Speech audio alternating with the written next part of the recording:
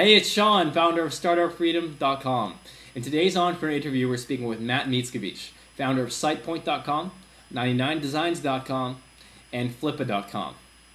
See, I use 99designs for all my graphic design work. Anything graphic, whether it's a logo or a website, I go through 99designs. And I've also used Flippa.com to buy and sell businesses online. And when I found out that Matt was the founder of those two sites and Sitepoint.com, which is one of the world's top 1,000 visited websites, according to Alexa, that has over 800,000 registered users and is the top developer resource site in the world, I was like, I gotta get this guy on to talk to him.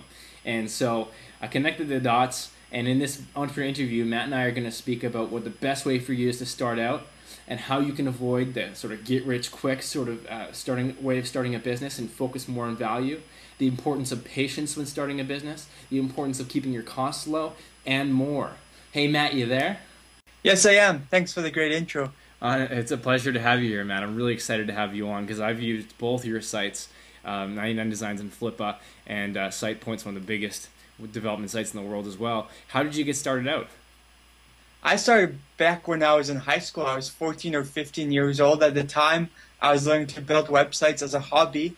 I basically started compiling all the information I was learning, all the links, all the tutorials, all the tools, all the services. I created a website called webmasterresources.com. Yeah. That launched back in April 1st, 1998. And within a couple of weeks of launching, I got into the USA Today, LA Times, Windows Magazine, Washington Post, had a lot of good press. There wasn't a lot of online resources for learning web development, creating websites, building online businesses. SEO back then was really easy. We had 10 or 15 search engines. You could just keyword stuff your meta tags and show up in the top 5 within a day. The good old days. So the website took off really quickly, and a year or two later, I started getting UPS and FedEx deliveries every single day, with companies sending me books and software to review.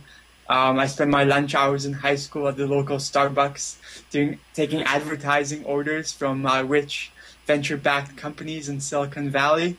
No. It was a lot of fun. It sounds like a blast. And so you started that company, Developer Resources. How did that spin into Sitepoint? So towards the end of 1999, basically, the website was getting out of hand. I was still going to school, but I was also making like $10,000, $20,000 a month and working like 18 hours a day, working every weekend, not going on any holidays, etc. I got approached by a company and they wanted to make me an offer and buy my website. At the same time, I met a guy in Melbourne, Australia, who's now my business partner. And he decided he wanted to go off and do his own thing, but he saw what I had built with Webmaster Resources and thought it would be a jumping off point. So I basically had two options to choose from. I could have sold the website, taken some money, and been happy, or I could partner up with Mark in Australia and see where we could take the business. I decided to give up some equity and see where we can take it. And the first thing we did was we branded it as Sitepoint. Awesome. And so why did you decide to stick with it quickly? I thought it could be a much, much bigger thing. So I was thinking long term. The easy thing would have been to take a couple $100,000 or whatever. And probably that's what every single 16 or 17-year-old kid would have done. Yeah, I would have done. I thought it'd be cool. I want to see where it would go. I thought we could make it bigger and better. Yeah, and it certainly has. So then how did 99designs and Flippa come about? So both of 99designs and Flippa started off in the Sitepoint forums around 2005 and 2006. We basically created a marketplace and people started buying and selling websites there via forum threads inside of the bulletin. So people would start a forum thread, describe what they were selling, people would reply back, either asking questions or posting a bid.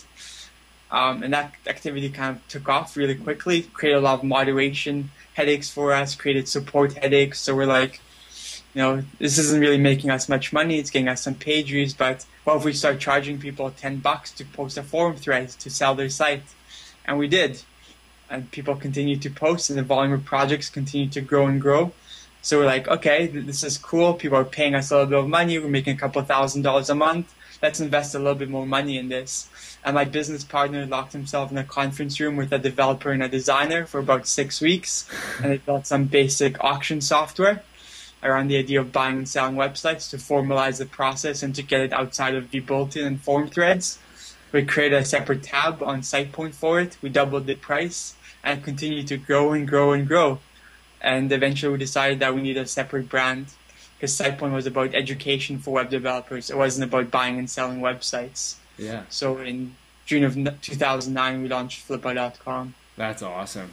Great story. And so when you talk about it now, you make it sound so easy. And a lot of the entrepreneurs that I talk to make it sound like it happened so quickly and so easy.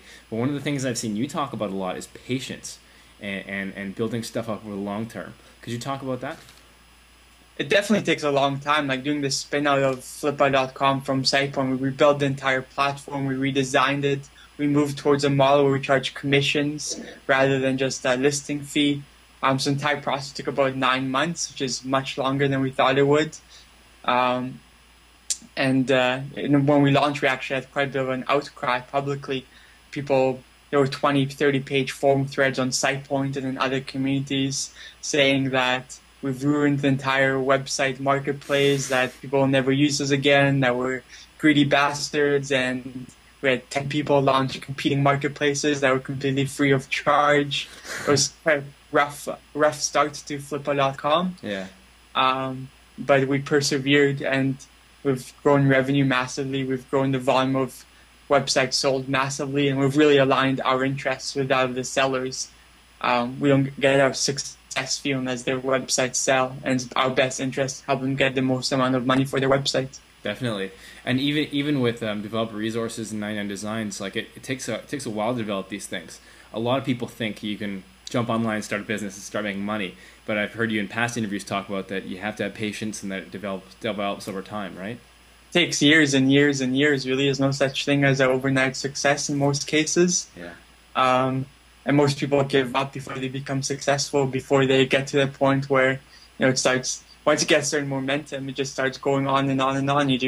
And it's easier and easier and easier. But you just have to push that rock up the hill first. That's where most people fail. That's why when we had all these competing marketplaces to Flippa.com launching, a few weeks or a few months after we did, most of those don't exist anymore because their business model was free or low cost. Someone did it in their part-time, and they didn't invest enough time and energy and money into making it successful, and they gave up. That's why we're still on the market today. Exactly. And so another thing I've heard you preach about is keeping your costs low when you start out. And you were in high school, so obviously you didn't have a lot of money to play with. So when you launched Developer Resources, how did you manage to keep your costs low while still finding growth? So I think we basically funded Sitepoint with 10 grand of our own money, something like that. It was very, very low cost. Awesome. We took a very tiny salary. We tried to negotiate to get everything for free. So, for example, we didn't pay for our web hosting dedicated server. We didn't pay for our email list hosting. We bartered or got massive discounts for everything we did. We didn't pay for most of the software that we used internally. We got free review copies. Just kept things super, super low cost. Didn't take a lot of money for ourselves. And just tried to get revenue flowing in the door. Do you think that was good for you when you were starting out to go through that process of keeping your costs low and bootstrapping? I think it taught you how to manage the cash flow? It's definitely a very good philosophy because after we launched, we had the NASDAQ bubble burst around 2000, 2001. So all of a sudden, all of our advertising revenue dried up and all the VC money dried up as well. So if we wanted to raise VC money at that point, we wouldn't have been able to because the bubble had popped. So you have to quickly scramble and find another way to get money in the door other than advertising. And what we ended up doing is book publishing. We took our most popular article on Sitepoint.com, which was about PHP and MySQL. We saw that people were clicking the print this article link because they like to have the tutorial sitting next to their keyboard. And we decided that maybe people will pay for the convenience of having a printed and bound book that we ship to them. So we just went to a print-on-demand company, gave them all this content, which was available completely free of charge on Sitepoint.com, and we created a $35 book out of it. And that book went on to sell 20,000 copies. That's awesome.